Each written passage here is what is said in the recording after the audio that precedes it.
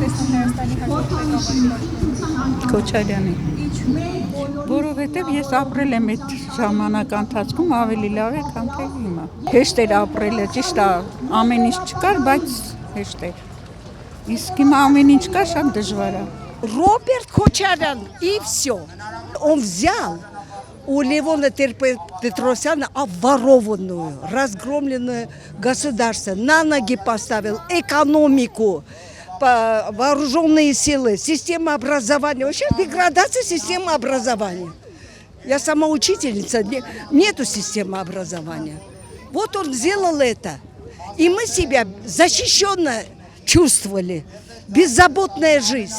А сейчас что, 7 лет это только сдает. Все, земли сдает. Ничего не делает. Ничего. Потери, одни потери. Ռոբերտ Քոչարյանին, որովհետև այդ մարդը մի անգամ արդեն հաստատել է, որ ինքը ուժեղ մարդ է։ Իմ սիրտն ու հոգին ցավում է իմ Արցախի համար, իմ հայրենիքի, իմ Հայաստան աշխարհի համար։ Ես մեծ ակնկալիքներ ունեմ Ռոբերտ Քոչարյանից, որ հետ կբերի մեր Արցախը ու տեր կկանգնի մեր Հայաստան աշխարհին։ Ինքը շատ ուժեղ ղեկավար է եղել, տնտեսությունն է զարգացել, բանակը զարգացել, Հայաստանը ոտքի է կառուցել։ Քիչ է։ Այդքան ամեն ինչ ասում է։ Մեծ հույս ունեմ, որ Ռոբերտ Քոչարյանը կամ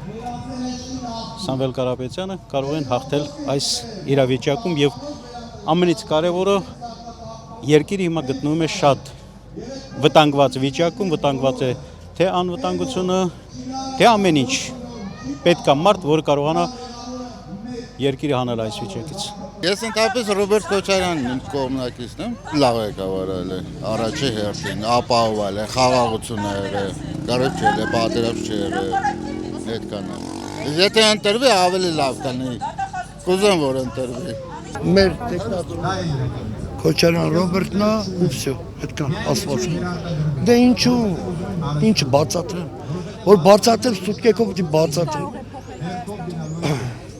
Ինչ որ եմ վախտա փոխը, հիմա կրկնակի կփոխի։ Միակ քաղաքական գործիչն է Հայաստանում, ով ապացուցել է իր աշխատանքով, մի անգամ Հայաստանը շատ ծանր վիճակից ոտքի է կանգնեցրել, ես համոզված եմ այս անգամ առավել եւս լավ աշխատանք է կատարելու Հայաստանը ոտքի է կանգնացնելու։ Բացարձակ չեմ կասկածում։ Ռոբերտ Քոչարյանի ես հետը առաջի պատերազմում Ղարաբաղի մասնակցել եմ, իրեն ճանաչում եմ այն ժամանակվանից, ես գիտեմ իր վիճակը, իր ուժը, իր արդարությունը, դրա համար սատարում եմ իրան։ Նախագահ եղած ժամանակ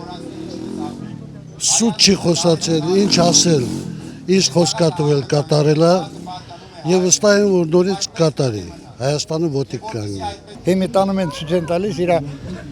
սարկած տները։ Բանում են հարաբարակի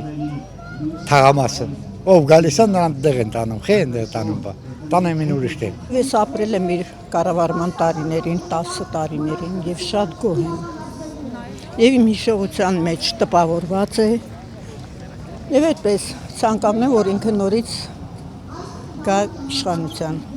Այն ինչ որ մենք տեսել ենք 90-ականներին, քայքայված, ավերված Հայաստանը,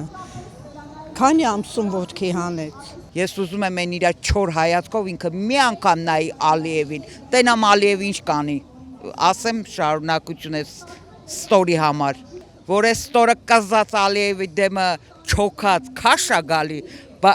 կարծում եմ այդ ժամանակ Քոչարյանը երբ որ իր չոր հայացքով նայի Ալիևին, Ալիևը կչոքի իր առաջ, մենակ այդքան իր հայացքը իմ համար ամեն ինչ է։ Այդքան 100,000 ժողովուրդը հետ եկա, գոնե Քոչարյանը որ լիներ 100,000 ժողովուրդը հետ չէր գա 100%։ 21-րդ դարում այսքան ժողովրդին քոչվորի նման բերին ոնց որ դեղավ 15 թվինը։ Սա էլ ինչ տարբերություն նույնն է էլի։ Դրա համար ավելի լավ է ինքը գա, քան ուրիշը։ Հիշում եմ այն տարիները, որ Քոչարյանը ղեկավարել է։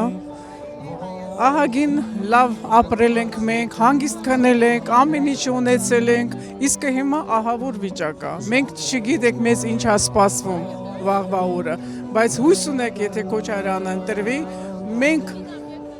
երկիրը կծաղկի նույն ձևի ինչ որ Լևոն Տեր-Պետրոսյանից հետո, որ ինքը ոտե կանգնացրեց մեր երկիրը։ Ամեն ինչ ունեցա, գազը, ջուրը, մարդիկ սկսեցին ապրել, աշխատել, սովորել, ամեն ինչ։ Հանգիստ քնել եք, հանգիստ փողոցով քայլել եք մենք։ Չենք վախեցել, որ մեզ բռնենք, ալանավորենք, մի խոսքի համար։ Իսկ հիմա ինչա կատարվում։ Մենք պետք է ստեղից գնանք, էլ ճար չունենք ապրելու։ Եթե ընտրվի, բանա, Փաշինյանը։